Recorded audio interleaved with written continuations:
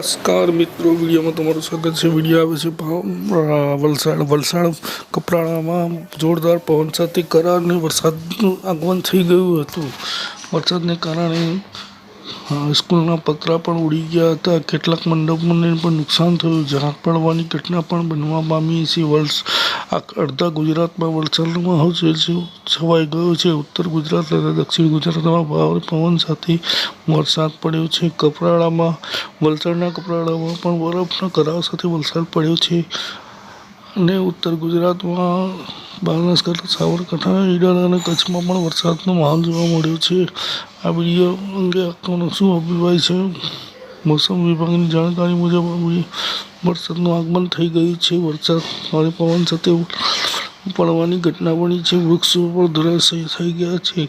કેટલાક મકાનોને પણ નુકસાન થયું અને ઘરવખરીને પણ નુકસાન થઈ ગયું છે। આ વરસાદનો શું અભિપ્રાય છે? કોમેન્ટ કરીને જણાવો। ધન્યવાદ। આજનો દિવસ શુભ રહે।